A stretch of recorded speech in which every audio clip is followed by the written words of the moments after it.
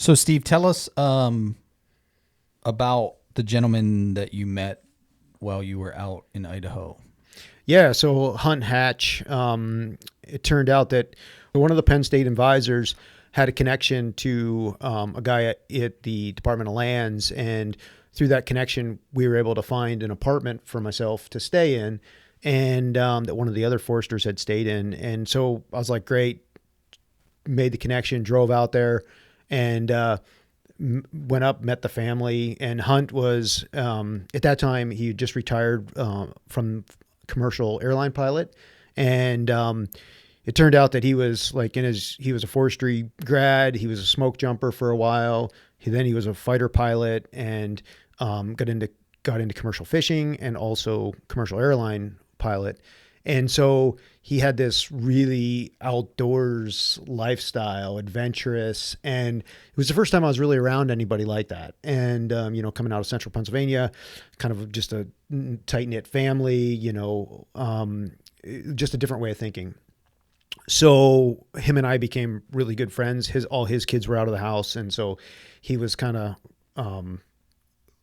really looking for somebody to pal around with. And he had a big tree farm, and he was always pruning trees. And so he pretty much, after the full year of living there and deciding that I didn't want to take the full-time job with the Department of Lands, and Hunt talked me into going to Alaska to fish with him and do set netting in Bristol Bay. So, and he's totally sold it. Like, this is the greatest thing. You're going to make tons of money. It's like, super awesome. And I was up for the adventure. I went up to set net, and then the Hunt son, Bryce, he had bought a second boat and permit for his stepson, and they had a problem, and they needed somebody to put the permit, to hold the permit in their name. And so Hunt was like, you can trust Steve because you end up putting these permits in that person's name as like they own it and they're valuable. So the way around that is they kind of put it in your name, and it's your obligation to give it back to them in a sense. And so they put it in my name because they could trust me. And then they were going to find a boat captain, but they couldn't find anybody to run the boat. So they're like, can you run the boat? Do you think you can run the boat? And I was like, I can run a bulldozer and a log skidder. Like, give it a try. Like, it's funny, right? But it's like, I was like, sure, why not? And growing up, going to New Jersey to the coast, my dad loves to sport fish. We had an 18-foot mud walloper, which is just an aluminum boat and, a little outboard on it. And like, so in my brain, it was like, well, it's the same thing. Like, I can do this.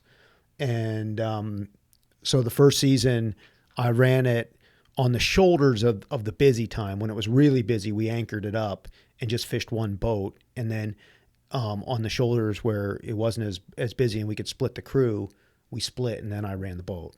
Now that you've been a captain for how many years now? 19. 19 years. How rare is it that someone would go from set netting their first year to like actually running a boat the second year that they're there? Yeah, I think that's pretty rare. Most people are, they grow up in it. They're deckhand for 4 or 5, 6 years.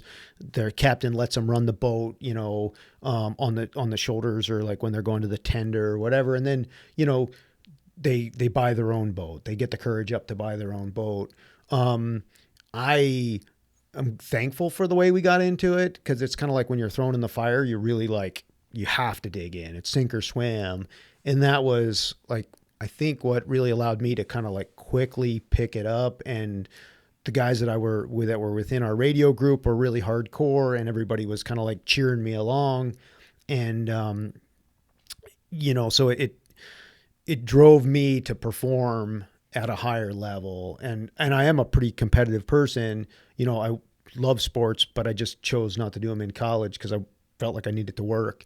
And, so this was like, it's a combination of that competitive sports and work program.